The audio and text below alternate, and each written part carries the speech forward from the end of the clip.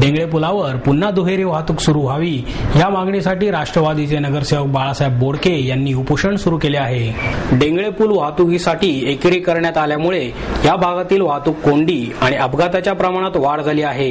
एकेरी वाहतुकीचा त्रास या भागातील स्थानिक व्यावसायिक यांना सहन करावा लागत आहे। एकेरी वाहतुकीमुळे शाळकरी विद्यार्थ्यांना रस्ता ओलांडण्यासाठी कसरत करावी लागत आहे। पुलावरील वाहतूक एकेरी केल्यामुळे या भागातील अण्णाभाऊ साठे चौक, कोर्ट चौक, कामगार पुतळा चौक, पवळे चौक, संगम पूल या भागात रहदारीबरोबरच परिसरातील प्रदूषणाचे प्रमाणही वाढले आहे।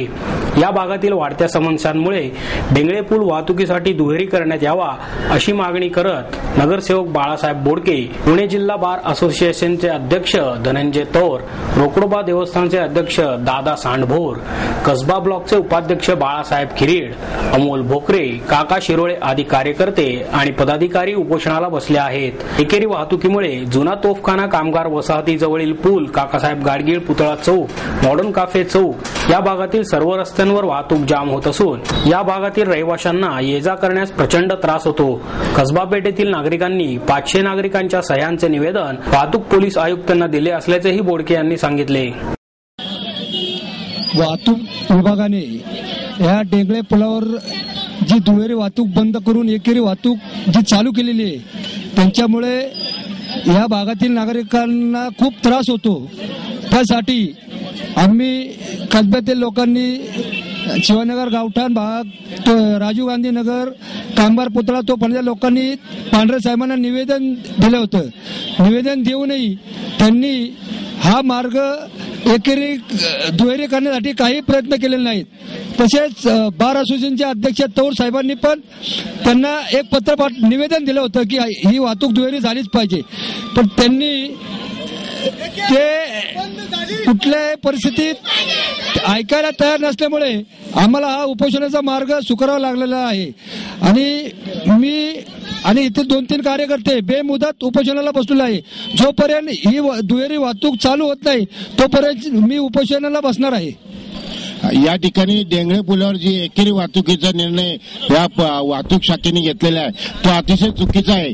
कारण शहराकडे कोर्टामध्ये येणारे असंख्य नागरिक, पक्षकार, वकील यांना तो गैरसोयीचा आहे। तसंच या ठिकाणी सरकारी धान्य गोडाऊन आहेत, या ठिकाणी रेशन कार्ड व्यवस्था या ठिकाणी आहे। तसंच आधार कार्डाची सुद्धा सुविधा या गोडाऊनच्या भागामध्ये आहे। या भागामध्ये असंख्य नागरिकांना शहरातून यायला लागतं आणि परत जाताना मात्र त्यांची गैरसोय होती आणि त्यांना असा वळसा मारून लांबचा रस्ता करून ट्रॅफिक मध्ये जायला लागतं। वास्तविक पाहता वाहतूक शाखेचं धोरण असं असतं की मुख्य रस्त्यावरची ट्रॅफिक कमी करावी, परंतु या वाहतूक शाखेने याचा विचार कधी केला नाही। उलट या रस्त्यावर वाहतूक नसताना इकडचा त्यांनी प्रवाह जो नवपुलावर जो रस्ता आहे तिकडे वाहतूक त्यांनी वळवलेली आहे। त्याच्यामुळे नवपुलावरचा जो रस्ता आहे तो कायमस्वरूपी असा वाहतुकीने पॅक असतो आणि डेंगळे पुलावर अशी त्या मानाने वाहतूक काहीच नाहीये। त्यामुळे हा जो सोयीचा रस्ता आहे नागरिकांचा हा त्यांनी दुहेरी वाहतुकीसाठी त्वरित उपलब्ध करावा अशी आम्ही पुणे जिल्हा बार असोसिएशनच्या वतीनं वारंवार मागणी केली।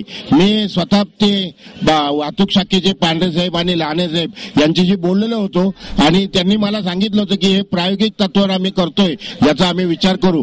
पण त्याच्यानंतर बरेच दिवस झाले यांचं प्रायोगिक कधी संपणार आणि आमच्या लोकांची गैरसोय कधी थांबणार असा विषय आज आमचे मित्र बाळासाहेब बोडके नगरसेवक यांनी जो उपोषणाला बसायचा या ठिकाणी निर्णय घेतलेला आहे, मी त्या उपोषणाला या ठिकाणी पाठिंबा देतो आणि हा पूल त्वरित दुहेरी वाहतुकीसाठी वाहतूक शाखेने उपलब्ध करून द्यावा अशी मागणी माझ्या वकील संघटनेच्या वतीनं करतो।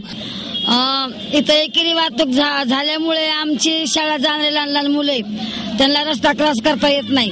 म्हातारे माणसं इथं रस्त्यावर उन्हाला बसतात, त्यांना सुद्धा इकडे रोड क्रॉस करून येता येत नाही। एखादी महिला कोणी गरोदर असली तर तिला दवाखान्यात नेता येत नाही, कारण का रिक्षावाल्या म्हणतात तिथं वन वे झालाय, त्याच्यामुळे दवाखान्यात सुद्धा आम्हाला जाता येत नाही। लहान मुलांना कोणाला झटके आले रिक्षावाल्याला, मला बाबा रिक्षा उभा कर, तो म्हणतो मावशी आता वन वे झालाय। मग आम्हाला हे पूल पार करून तिथपर्यंत जायला यूज तर माणसाचं तिथं मध्येच रस्त्यामध्ये जर काय झालं तर ह्याला जबाबदार कोण राहील?